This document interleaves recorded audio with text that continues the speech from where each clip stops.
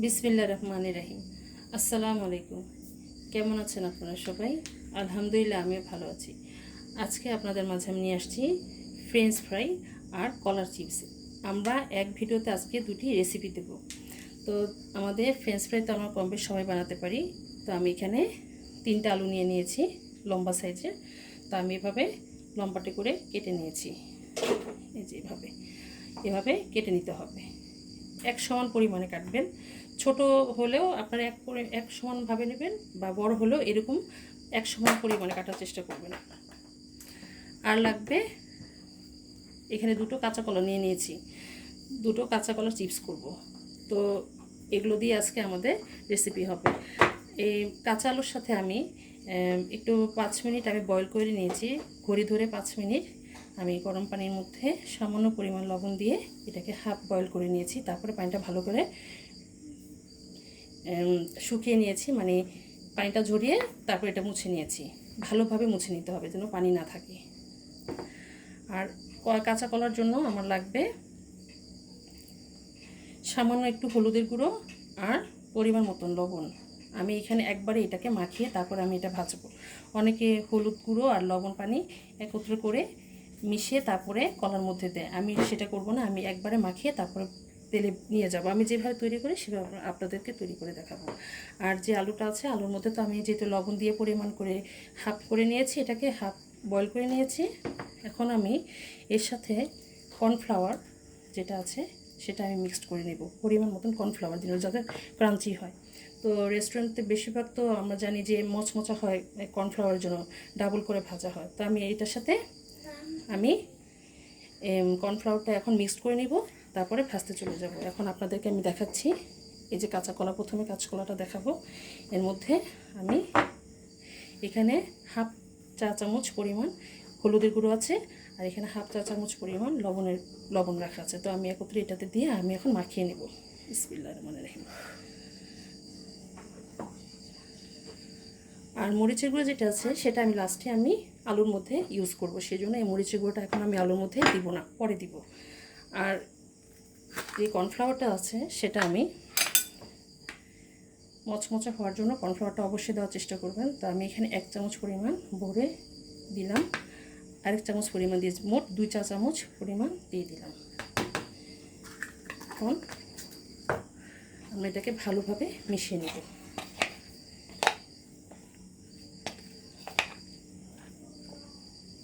তবে একটু ঝেঁকে নিলে হবে, ঝেঁকে নিলে সুবিধা হয়। এই যে ঝেঁকে নিলাম, হয়ে গেল। আর এই যে কলা চিপস যেটা আছে সেটার মধ্যে এভাবে মিলিয়ে নেব আমি।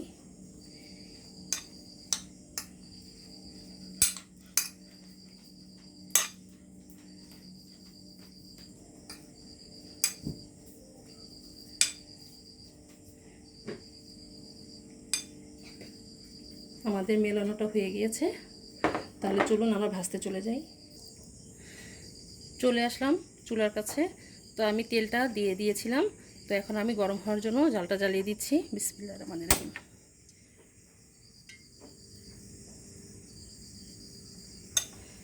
জালটা জ্বালিয়ে দিলাম। আমরা তেলটা গরম হওয়া পর্যন্ত অপেক্ষা করব 5 মিনিট। এটা ডুবো তেলে ভাজতে হবে। এটা ডুবো তেলে না ভাজলে এটা মচমচা হবে না। আপনারা চেষ্টা করবেন ডুবো তেলে ভাজার জন্য। আমি সাধারণভাবে যেভাবে তৈরি করে থাকি, বাচ্চারা তো এগুলো খেতে খুবই পছন্দ করে। যেহেতু কলা তো মনে করেন একটা আনকমন একটা খাবার, তো বাচ্চারা তো খেতে চায় না, ছোটো বাচ্চারা বিশেষ করে খেতে চায় না কাঁচা কলাটা। তো এইভাবে চিপস করে দিলে বাচ্চারা মজা সহকারে খায়, সাথে একটু সস দিয়ে দিলে। তো আমি যেভাবে তৈরি করি এভাবে আপনাদেরকে তৈরি করে দেখাচ্ছি। যে যেভাবে তৈরি করে, আমি আমার মতন তৈরি করি, তো আমি আমার মতন করেই আপনাদেরকে করে দেখাচ্ছি। তো এখন আমি প্রথমে কাঁচা কলাগুলো আগে ভেজে নেব, তারপরে আলুর চিপসগুলো ভাজবো। বিসমিল্লাহির রহমানির রহিম।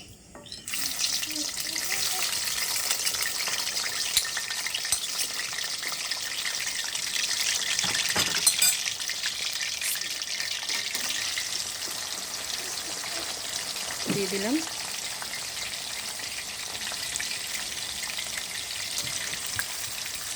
একটু পরপর এভাবে একটু নাড়াচাড়া করতে হবে, যাতে জিনিসটা মচমচা হয়, না হলে লেগে থাকবে। একটু ফাঁকা ফাঁকা করে এভাবে ভেজে নিতে হবে।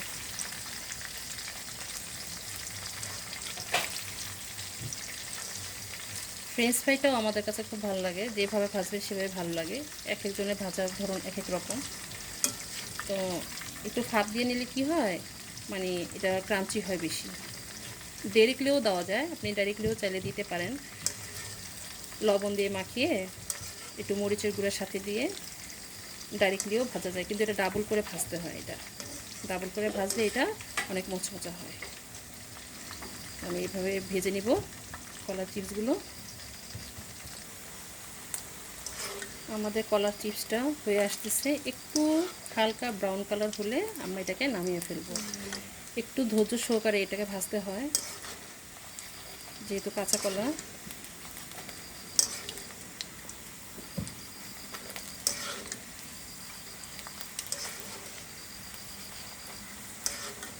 একটু ব্রাউন কালার হলে নামিয়ে ফেলবো।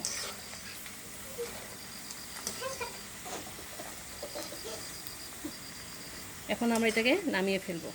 আমাদের এটা হয়ে গিয়েছে, এটাকে নামিয়ে ফেলতেছি।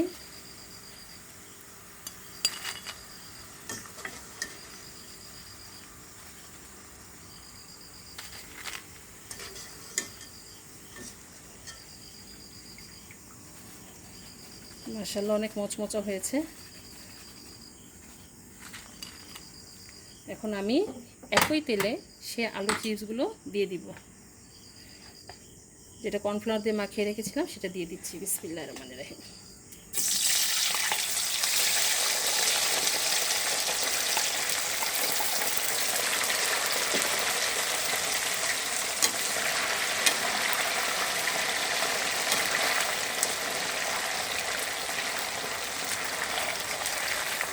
একটু আলতোভাবে লেড়ে দিতে হবে, নাহলে এগুলো একটার সাথে একটা লেগে যাবে।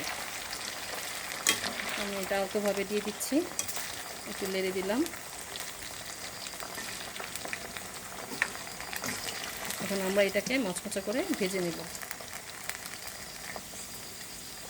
আমরা যে কলা চিপসটা ভেজেছি আপনাদেরকে একটু দেখাই। এই যে দেখুন, মাশাআল্লাহ করে, এই যে দেখুন ভেঙে যাচ্ছে, এই যে দেখুন ভেঙে যাচ্ছে, এতটা মচমচা হয়েছে মাশাআল্লাহ করে। এখন আমরা এটাকে এভাবে করে ব্রাউন কালার করে ভেজে নেব।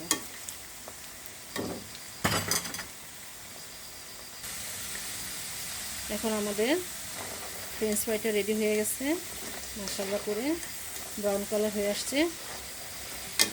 এখন আমরা নামিয়ে ফেলবো। চুলাটা বন্ধ করে দিই, বন্ধ করে দিলাম। এখন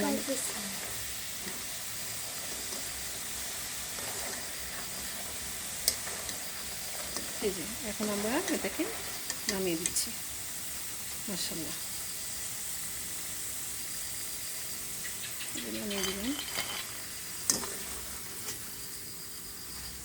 অনেক মচমচা হয়েছে মাশাআল্লাহ করে, আপনারা দেখতে পাচ্ছেন।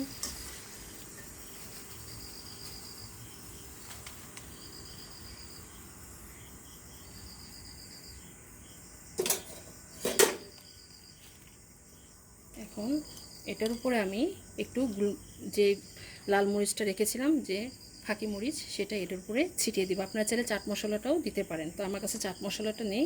আমি সামান্য পরিমাণ যে মরিচের গুঁড়োটা নিয়েছিলাম সেটা এটার উপরে ছিটিয়ে দিব।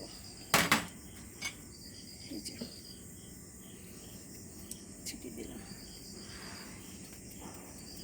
তাহলে চলুন আমরা পরিবেশনে চলে যাই।